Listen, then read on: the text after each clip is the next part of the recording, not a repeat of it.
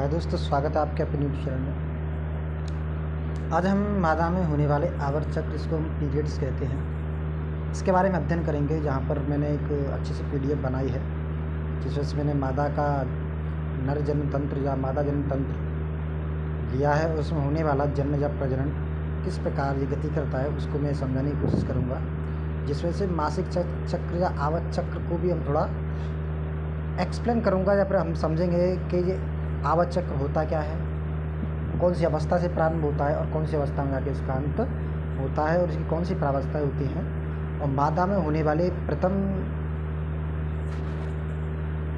आवर्त चक्र को क्या कहते हैं, और लास्ट आवर्त चक्र को या अंतिम आवर्त चक्र को हम क्या कहते हैं। यहीं पर बात करते हैं। देखिए, स्टार्टिंग से बात करते हैं तो ये हमारा जो डायग्राम दिया है वो मादा तंत्र का है, जिसमें ये ओवरीज होती हैं, एक जोड़ी होती है मादा में ओवरी होती है, इसी के पास में फेलोपियन ट्यूब होती है, फेलोपियन ट्यूब्स होती हैं, ये वाली देख रहे हैं फेलोपियन ट्यूब्स।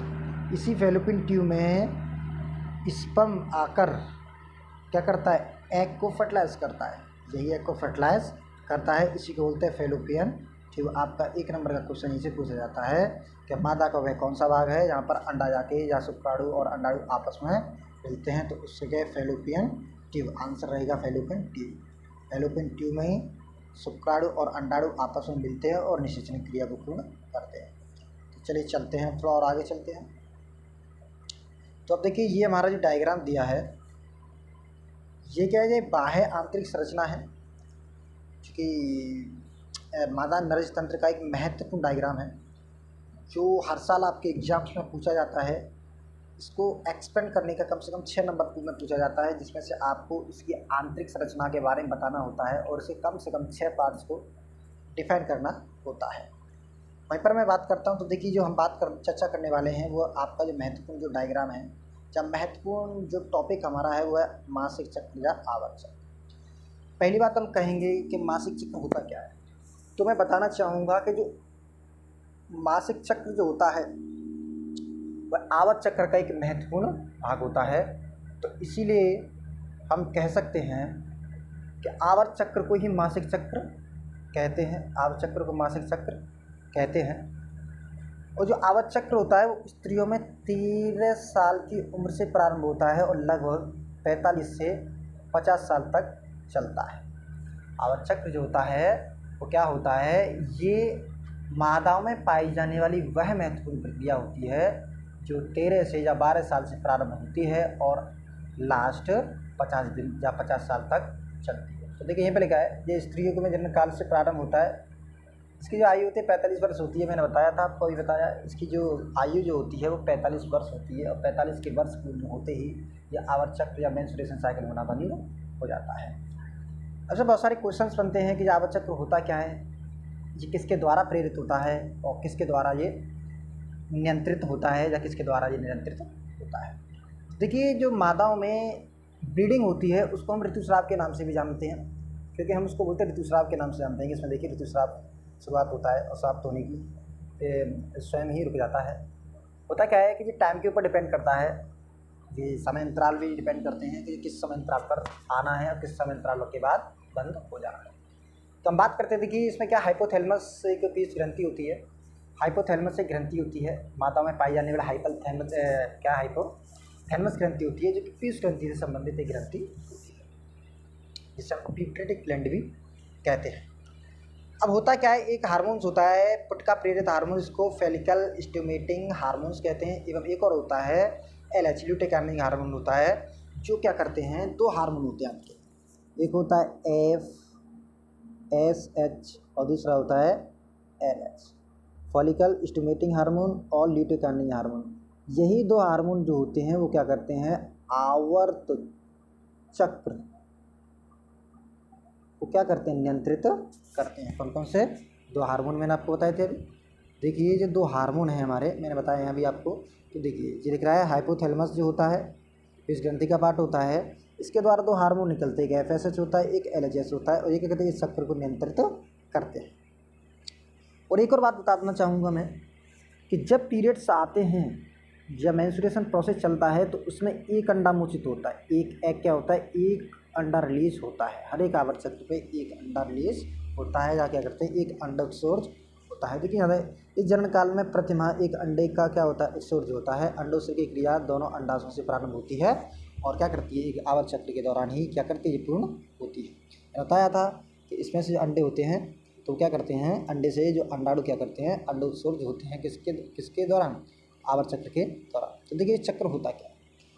तो इस साइकिल होता है बीइंग ऑफ हेयर। देखिए मैंने इस एक डायग्राम दिया बहुत अच्छा डायग्राम है। इसमें अच्छे से समझाने की कोशिश की गई है। तो देखिए पहली बात मैं इसको समझाऊँ। देखिए हाइपोथैलेमस होता है। हाइपोथैलेमस क्या करता है ये पिट्यूटरी ग्लैंड में पाए जाने वाला एक महत्वपूर्ण भाग होता है। अब ये हाइपोथैलेमस क्या करता है दो हार्मोन्स रिलीज करता है एक FSH एक LHS।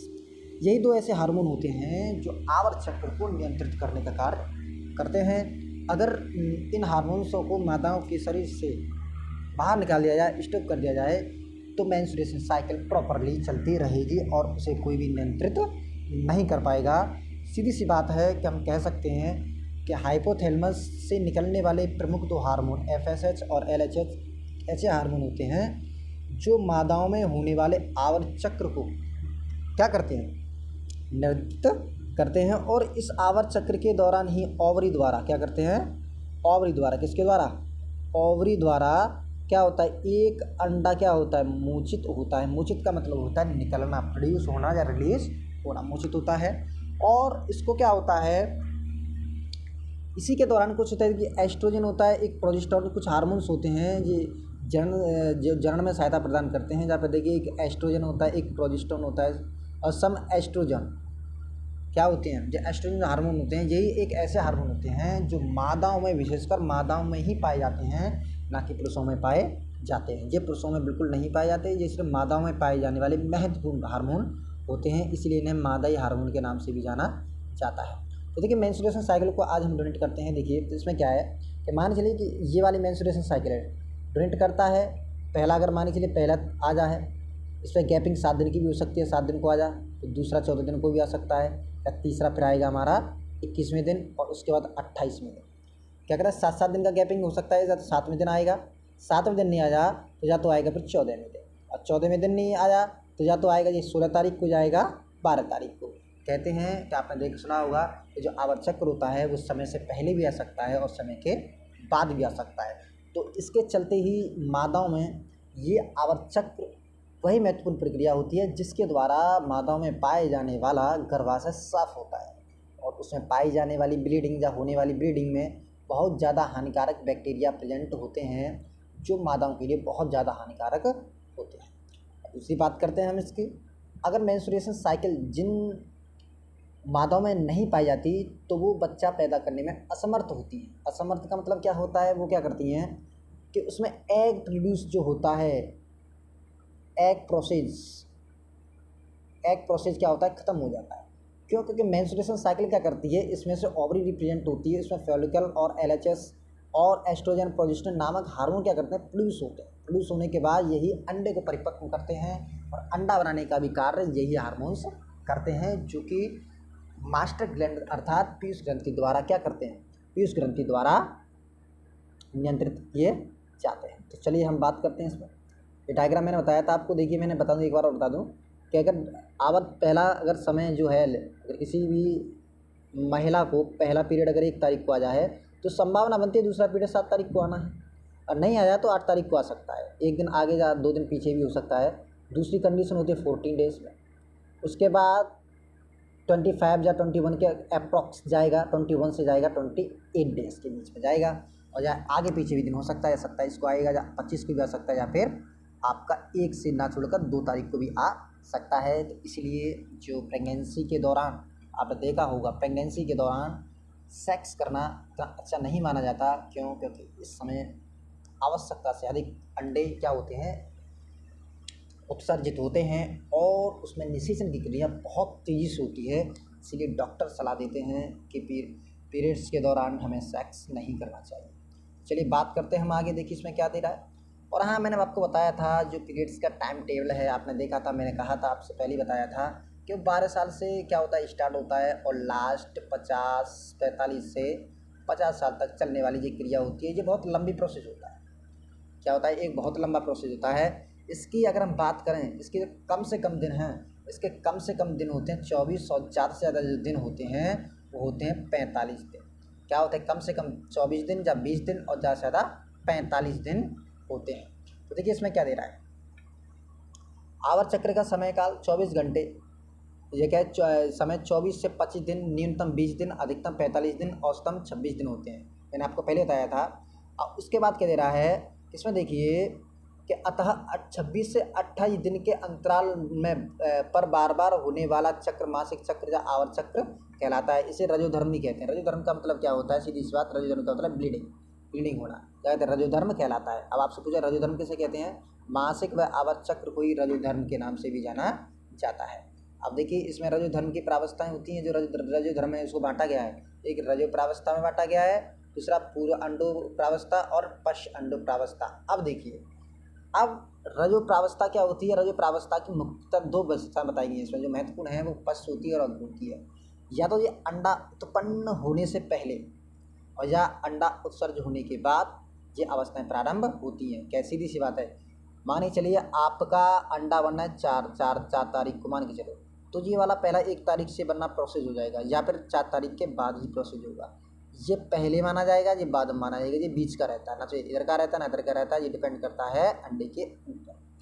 तो अब हम बात करते हैं वहीं पर रजोधर्म ऋतुस्राव की प्रावस्थाएं। देखिए ये डायग्राम अच्छे से दिया है, मैं इसमें से कुछ पॉइंट्स में बता देता हूँ आपको जो इम्पोर्टेंट है। तो देखिए ऋतुस्राव जो होता है, वो ऋतुस्राव जो होता है वो क्या होता है, प्रत्येक मासिक चक्र का जो घटनाएं होती हैं वो निम्नलिखित बातों पर निर्भर करती हैं। प्रायः 1 से 5 दिन तक ऋतुस्राव होता है। सीधी सी बात है, इसमें खून झड़ता रहता है, धीमे धीमे प्रोसेस चलता रहता है। दूसरी क्या बात होती है, दूसरा पॉइंट कर सकते हैं कि इस समय 50 से 120 मिली रुधिर स्राव होता है। मतलब जो श्रावण जो होता है, जो रक्त श्रावण होता है, उसमें कैसे 50 मिलीलीटर रक्त का श्रावण होता है। और इसके चलते ही मादा को कमजोरी, चिड़चिड़ापन, जिस सारी बहुत सारी समस्याओं का सामना करना पड़ता है, क्योंकि ये बहुत ही एक प्रोसेस होता है, बहुत ही कठिन प्रोसेस होता है, जिससे गुजरना इतना आसान नहीं होता जितना हम समझते हैं। इस प्रोसेस को जो लेडीज़ सह पाती हैं, इस प्रोसेस को लेडीज सह पाती है, इस प्रोसेस को जेंट्स नहीं सह सकते। तो वहीं पर दूसरा पॉइंट देख सकते हैं, मैंने आपको पहले बताया था कि इस अवस्था में गर्भ की पेशियों में संकुचन उत्पन्न होता है। ऋतुस्राव के बाद लगभग 9 दिन के अंदर गर्भाशय की दीवार पर मरम्मत हो जाती है। देखिए सीधी सी बता दें, अच्छा मानिए चलिए आवर्त चक्र में मैंने बताया था, आवर्त चक्र आने के बाद गैपिंग मिलती है। 1 तारीख को आ जा तो दूसरा आपका आएगा 7 डेज के बाद, और उसके बीच में जो 6 दिन की गैपिंग होती है, इसमें जो प्लेट, इसमें जो लेयर्स होती है, व्यक्ति होती है की मरम्मत हो जाती है। दूसरे आवर्त चक्र के लिए ये मरम्मत हो जाती है। और इसीलिए इसी के दौरान कुछ हार्मोन्स रिलीज होते हैं। मैंने आपको पहले बताया था, इसी के दौरान कुछ हार्मोन रिलीज होते हैं, मैंने आपको पहले बताया था। उसको बोलते हैं LHS और RHS जो होते हैं। देखिए क्या है, एक होता है LHS ल्यूटेकार्निन हार्मोन, दूसरा होता है FSH फॉलिकल स्टिमुलेटिंग हार्मोन। अब देखिए अंडो उत्सर्ज की 14वें दिन होता है, ग्राफिन फॉलिकल में फटने से अंडाणु दिखाए दोगुआ हो जाता है। फॉलिकल परिपक्व अंडोत्सर्ज की ल्यूटेकार्निन के में होता है। मैंने आपको पहले बताया। तो चलिए अब आगे चलते हैं। तो देखिए जब आगे पश्च और आगे दिए रजो दर्शन क्या होता है। रजो दर्शन बहुत इंपॉर्टेंट टॉपिक है दोस्तों आपका। रजो दर्शन क्या होता है कि किसी भी स्त्री में या किसी भी स्त्री के प्राइमेट्स भाग में जब पहली बार रजो दर्शन दे रहा है, जो पहली बार जो पीरियड्स होता है, जो पहली बार मतलब किसी भी स्त्री या औरत या किसी भी लड़की का पहली टाइम जो पीरियड्स आता है उसे ही रजो दर्शन कहते हैं। तो सीधी सी बात है। देखिए इसमें देखा है, मादा प्राइमेट्स अर्थात बंदर कभी मनुष्य में होने वाले प्रथम रजो दर्शन को क्या रजो दर्शन कहते हैं। यह ओवन आरंभ की शुरुआत होती है। कह सकते हैं कि जिस लड़की का रजो दर्शन पहली बार होता है तो समझ लीजिए कि उस पर जो लड़की क्या है वो बड़ी हो रही है। इसको कहते हैं मैच्योर। क्या कहते हैं? मैच्योर। और रजोवर्ती क्या होती है? रजोवर्ती मैंने आपको पहले बताया था कि मादाओं के आवर्त चक्र में 45 से 50 दिन की आयु में लगभग बंद हो जाता है। सीधी सी बात है कि रजो दर्शन जो होता है वो 12 से प्रारंभ होता है, उसका जो अंत होता है वो 45 से 50 साल की उम्र में जाके अंत होता है, जिसे कहते हैं रजोनिवृत्ति कहते हैं। मतलब कहते हैं, क्या कहते हैं? रजोनिवृत्ति क्या है कि मादा के अंतिम आवर्त चक्र को ही रजोवृत्ति कहते हैं। और इसमें क्या होता है मादाओं में तो ये साइकिल बंद हो जाती है, लेकिन पुरुषों में शुक्राणु उत्सर्जा शुक्राणु बढ़ने का प्रोसेस चलता रहता है। तो देखिए यहाँ पर निषेचन आ जाए, तो मैं निषेचन को बताना चाहूँगा। इसमें से जो निषेचन दिया है, क्या दिया है? निषेचन। मैं बता दूंगा निषेचन क्या है। निषेचन की परिभाषा सीधी सी है, नर तथा मादा युग्म के संलग्न कोई निषेचन कहते हैं। ये थोड़ा आउट टॉपिक आ गया था, आगे ही मैं ऐसी अच्छी वीडियो डालकर आपको समझाने की कोशिश करूँगा। Thank you.